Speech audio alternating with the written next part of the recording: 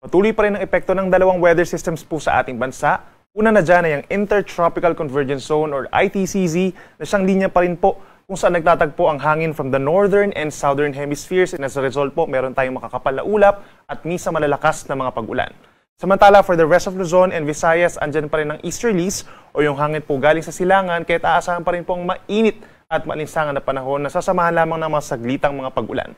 Base naman sa ating latest satellite animation, nakalabas na po ng Philippine Area of Responsibility yung ating minomonitor na low pressure area dito sa may West Philippine Sea.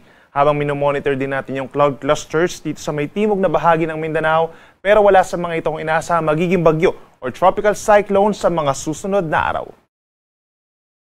Ngayong araw ng Miyerkules, asahan pa rin po ang mainit na panahon sa malaking bahagi ng Luzon.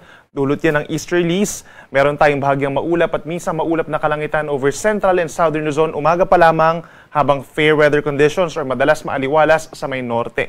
Pagsapit ng tanghali hanggang sa hapon, meron mga isolated rain showers dito po sa bahagi ng Ilocos Region, Abra and Benguet, habang natitirang bahagi pa po ng Luzon, merong maliit lamang na tsansa ng mga pulupulong mga paulan at may mga lugar actually na hindi naman po uulanin hanggang sa pagsapit po ng gabi.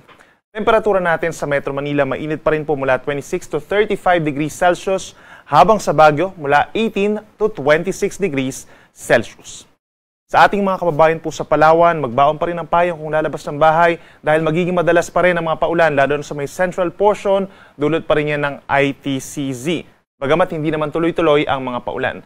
Samantala sa Visayas, fair weather conditions or madalas magiging maaliwalas naman na ang panahon lalo sa may western and central portions. Habang dito sa may eastern Visayas, asahan ng partly cloudy to cloudy skies, may mataas na tsansa ng ulan lalo sa may eastern Samar, Leyte and southern Leyte pagsapit po ng hapon, habang at some point may mga pulupulong mga paulan din at mga thunderstorms sa natitirang bahagi pa ng Visayas. Temperatura natin sa may Puerto Princesa mula 25 to 31 degrees Celsius, habang sa may Metro Cebu steadily mainit po mula 28 to 32 degrees Celsius. At sa ating mga kababayan po sa Mindanao, magpapatuloy pa rin ang maulang panahon. Umaga pa lamang, malaking bahagi na ng Soc-Sargen at Davao Occidental na magkakaroon ng mga thunderstorms dulot ng ITCZ. Habang madalas makulimlim ang panahon, umaga hanggang sa gabi sa malaking bahagi ng Mindanao at sasamahan din niya ng mga pulupulong mga paulan or kalat-kalat na ulan at mga thunderstorms, light to moderate with at times heavy rains po yan simula early at tanghali pagsapit po ng gabi. Kaya mag-ingat pa rin po sa mga banta ng mga pagbaha at pagguho ng lupa at lagi tumutok sa ating mga advisories or even heavy rainfall warnings. Temperatura natin sa may Zamboanga City and Davao City, posible pa rin umakyat sa 32 degrees Celsius. Kahapon po, araw ng Martes, nakapagtala pa rin tayo ng matataas po na heat indices. 48 degrees po ang inabot sa may Dagupan City, Pangasinan, na siyang isa po sa pinakamataas for this year. Sinundan ng Apari, Cagayan with 46 degrees Celsius at 45 degrees dito rin po sa may norte, sa may Lawag City, Ilocos Norte, and Tuguegarao, Cagayan. Habang sa Metro Manila, nakapagtala pa rin tayo ng hanggang 41 degrees na heat index kahapon. Ngayong araw naman po ng Miyerkules, posible pa rin sa Metro Manila na makapagtala po ng hanggang 41 degrees na heat index o yung mararamdamang init, habang ang highest possible heat index po natin is 46 degrees Celsius dito pa rin sa may norte, sa may Dagupan, Pangasinan at Apari, Cagayan. Base naman sa ating heat index forecast map for today, asahan pa rin ng malaking bahagi po mga kapatagan at mga coastal cities and municipalities sa may Luzon, Western Visayas, Samar provinces at hilagang bahagi ng Mindanao makakapagtala po ng dangerous levels of heat indices, itong mga kulay orange.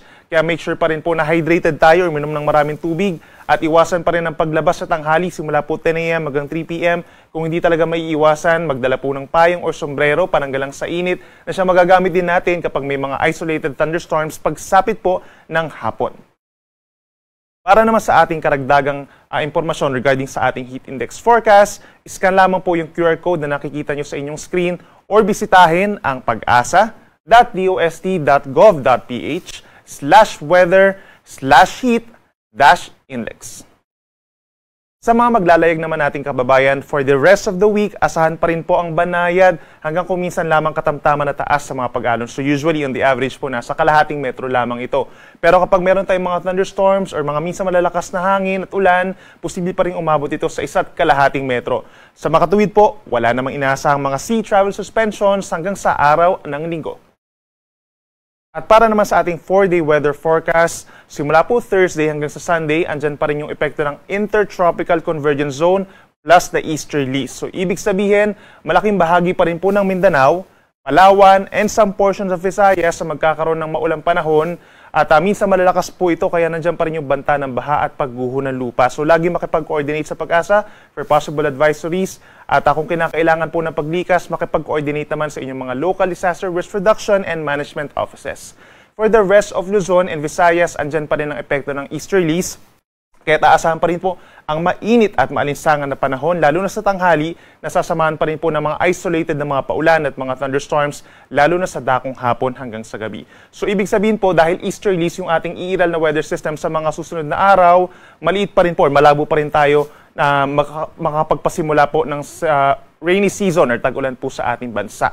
Dahil ang ating criteria dyan, pagdating po sa hangin, dapat hindi po manggagaling dito sa may kanan, kundi dapat manggagaling po dito sa may kaliwa, which is also known as the westerlies or southwesterly wind flow.